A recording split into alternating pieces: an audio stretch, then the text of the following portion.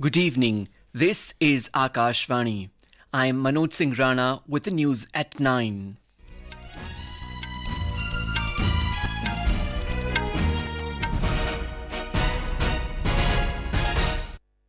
The headlines.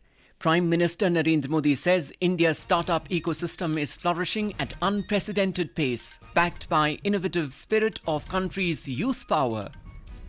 Filing of nominations for first phase of Lok Sabha polls begins with Election Commission issuing notification. 102 seats in 17 states and union territories to be covered in this phase.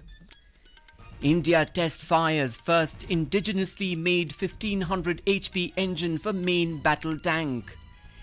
NEET PG 2024 exam postponed to June 23rd. And in Swiss Open Badminton, Kidambi, Srikanth and Lakshya advanced to pre-quarterfinals of men's singles.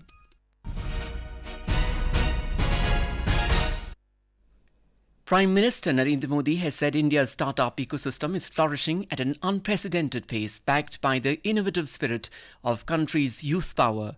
Addressing the Startup Mahakumbh at Bharat Mandapam in New Delhi today, he said, when the country is working on the roadmap for a developed India by 2047, this Startup Mahakumbh is of great importance. He said in the last decade, India has seen as to how it has made strides in the IT and software sector. आज भारत दुनिया का तीसरा बड़ा startup ecosystem है। 2014 में जहां देश में कुछ 100 स्टार्टअप भी नहीं थे, आज भारत में करीब 1.25 लाख रजिस्टर्ड स्टार्टअप्स हैं और इनसे करीब 12 लाख नौजवान सीधे तौर पर जुड़े हुए हैं। हमारे पास 110 से ज्यादा यूनिकॉर्न्स हैं। हमारे स्टार्टअप्स ने लगभग 12,000 पेटेंट्स फाइल किए हैं। The Prime Minister said that the youth of the country has chosen to be job creators rather than job seekers. Bharat की युवा शक्ति का सामर्थ्य आज पूरी दुनिया देख रही है। इस सामर्थ्य पर भरोसा करते हुए देश ने स्टार्टअप इकोसिस्टम निर्माण करने की तरफ अनेक कदम उठाए हैं। देश में जो रिवॉल्यूशन आता है ना, ऐसी चीजों से आता है। देश के नौजवानों ने जॉब सीकर से ज्यादा जॉब क्रिएटर बनने का रास्ता चुना है। The Prime Minister asked the entrepreneurs to be vigilant about filing their patents quickly. Elaborating on space startups, the Prime Minister said that Indian startups are working in more than 50 areas in the space sector, including the launch of the space shuttle. He mentioned that the UPI is becoming a pillar of support for the fintech startups, which lead the development of innovative products and services for the expansion of digital services in the country. Speaking at the Rising Bharat Summit in New Delhi this evening, the Prime Minister said the new Bharat does not endure terrorism but teaches a lesson to the perpetrators. The Prime Minister said that the entire world considers the 21st century as a century of India. आपने देखा होगा, आतंक के सरगना हो या विकास और शांति की चाहत रखने वाले देश हो, सब ने राइजिंग भारत अनुभव की। ये नया भारत आतंक के जख्म को नहीं सहता, बल्कि आतंक के जख्म देने वालों को पूरी ताकत से सबक सिखाता है। एक सुरक्षित राष्ट्र ही एक विकसित राष्ट्र का आधार होता है और आज यही भारत की पहचान है। The filing of nominations in the first phase of general elections began this morning after the Election Commission issued the notification for the first phase of polls. A total of 102 parliamentary constituencies in 17 states and 4 union territories will go to polls in this phase on the 19th of April. Nominations can be filed till the 27th of this month. However, for Bihar, the last date for filing nominations is the 28th of this month. The scrutiny of nominations will be done on the 28th, and the last date for the withdrawal of candidatures is March 30th. Whereas in Bihar, the scrutiny of nominations will be done on the 30th of this month, and the actual date for withdrawal of candidature is April the 2nd. Besides, notifications were also issued today for assembly polls in Sikkim and Arunachal Pradesh. The polling in both the states will be held on the 19th of April, and the counting will be held on the 2nd of June. The Election Commission of India has approved the appointment of senior IAS officer Bhushan Gagrani as the new commissioner of Mumbai civic body. He is a 1990 batch Maharashtra cadre IAS officer and previously worked as the additional chief secretary to the Chief Minister Eknath Shinde. The commission has further approved the appointment of Saurabh Rao as the chief of Thane Municipal Corporation and Kailash Sinde as the next commissioner of the Navi Mumbai Municipal Corporation. The Election Commission has asked the centre, state and UT governments to immediately remove all unauthorised political posters from government properties like railways and airports. In its letter, the poll body said that the Commission has been receiving complaints from various quarters alleging that unauthorised political advertisements are still being displayed in many places across the country. The EC has taken a serious note of the non-compliance or partial compliance of its instructions. The EC has asked for a compliance report in this regard to be furnished to the Commission till 5 p.m. tomorrow. Still, with the Election Commission, the poll body has asked the Karnataka Chief Electoral Officer to act against BJP leader and Union Minister Shobha Karandlaje over her remarks about the people of Tamil Nadu. The EC has asked for a compliance report within 48 hours. The BJP leader had allegedly stated that people of Tamil Nadu were behind the Rameshwaram cafe blast. In its complaint to the EC, the DMK party alleged that such statements are in violation of the Model Code of Conduct. The BJP today filed a complaint with the Election Commission against the Congress leader Rahul Gandhi for his alleged remarks about Shakti during a rally in Mumbai. The BJP in its complaint said that his obnoxious statement has hurt the religious sentiments. The party has demanded the Commission to take cognizance of the alleged violation of the Model Code of Conduct and ensure that such offences are never repeated in future.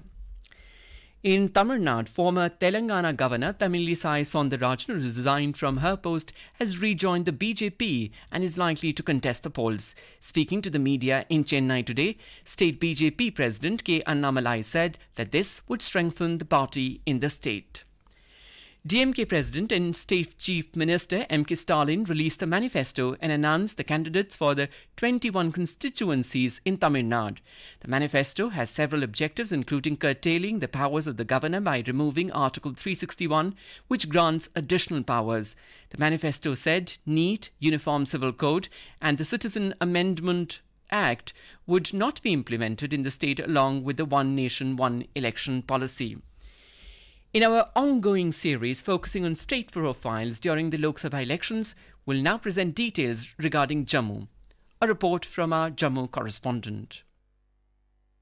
The Union Territory of Jammu and Kashmir is divided into two geographical regions, which is Kashmir Valley and Jammu. The UT has a total of 5 parliamentary constituencies. Out of these, 2 are located in Jammu Division and 3 fall in Kashmir Division. The Jammu Division of the UT has 2 parliamentary constituencies, which Jammu Parliamentary Constituency and Udhampur Parliamentary Constituency, which covers a total of 8 districts of the Union Territory out of the 20 districts. In 2014 and 2019, BJP won both Jammu Division seats, where Union Minister of State in PMO Dr. Jitinder Singh and Jugal Kishore Sharma emerged victorious. Both of them are seeking third term from the same constituencies. So far, only BJP and Democratic Progressive Azad Party have announced their candidates for the Udhampur seat. The Congress is yet to announce its candidate for the seat. The National Conference has announced that it will be contesting 3 seats of Kashmir, including Srinagar, Baramulla and Anantnag, but has not named the candidates. Then Gulshan Rana, Akashvani News, Jammu.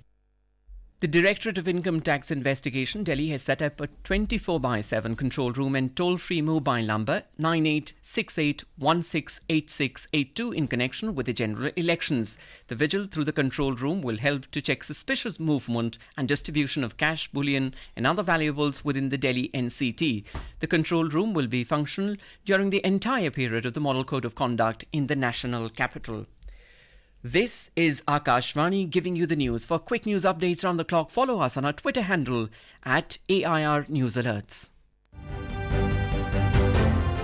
Lok Nirnay 2024 special program on general elections. Every evening at 7 and repeat broadcast at 9:30 p.m. on Akashvani Gold. Updates of election activities. Insights from regions and constituencies.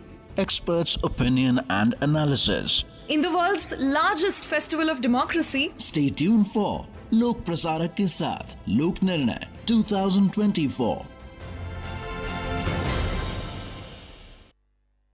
Welcome back.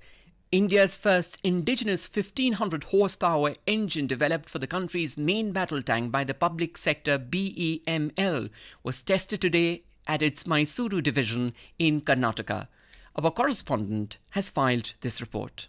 BEML has today realized its groundbreaking project, which is designing and developing within the country the prototype of 1500 HP engine for the main battle tank. This heralds a new era in India's defense capabilities, showcasing India's engineering prowess and commitment to self-reliance in defense technologies. The engine is said to be at par with the most advanced engines globally. It can operate both at -40 degrees Celsius and also in the extreme heat of 55 degrees Celsius. It is equipped with advanced electronic control with fuel injection system, self-air filter cleaning and electronic warning control. Sudhindra, Akashvani News, Bengaluru.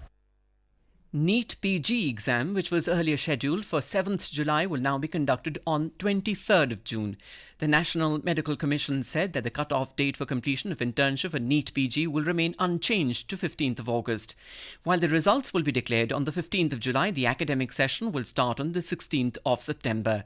The National Testing Agency said that due to elections, the Shresth NET's 2024 exam scheduled for 24th of May has been rescheduled to an early date of 11th of May. In Bihar, the State Public Service Commission BPSC has cancelled the teacher recruitment examination held on 15th of March following leak of question papers. In a communique, the BPSC has informed that the examinations of both the shifts stand cancelled and new dates will be announced later.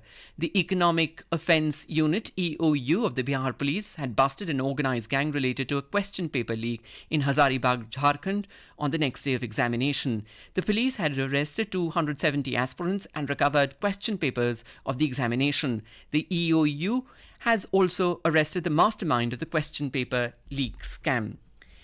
In a major breakthrough, the Special Task Force of the Assam Police apprehended the head of ISIS in India, Haris Faruqi, along with another operative at Dhubri today. The CPRO of the Assam Police said that acting on inputs provided by the central agencies, the STF team arrested them while they sneaked into the country crossing the international border.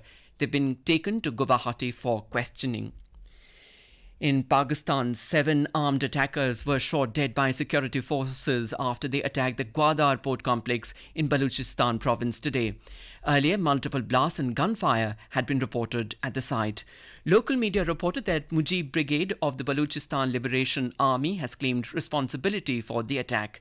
Pakistan has witnessed an uptick in terror activities in the past year, especially in Khyber Pakhtunkhwa and Balochistan. Back home in Ladakh, following a 35 days closure, the Zojila Pass, a vital lifeline connecting Kargil to Srinagar, has reopened. The closure, initiated on February the 15th, was prompted by heavy snowfall in the Kargil region, disrupting essential supply routes and isolating the communities.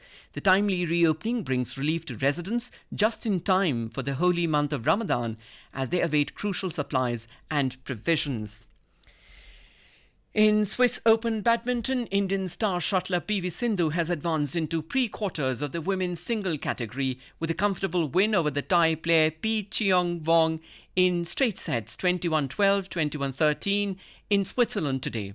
In the men's single, Indian shuttler Lakshya has moved to the pre-quarter of the men's singles final by defeating the Malaysian player JH Leong in 3 sets 21-19, 15-21 and 21-11.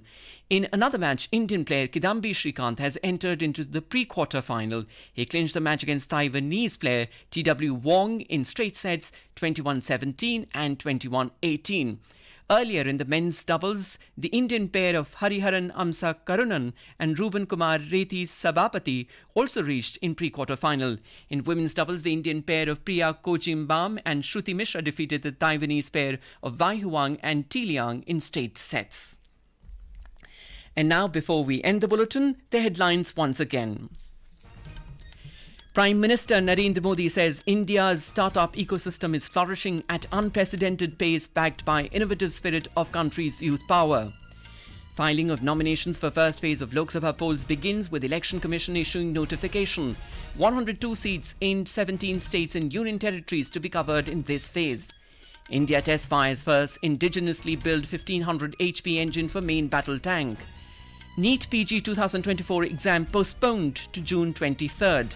And in Swiss Open Badminton, PV Sindhu, Kidambi, Srikanth and Lakshya advanced to pre-quarter final rounds. That is all in the news at 9. Good night.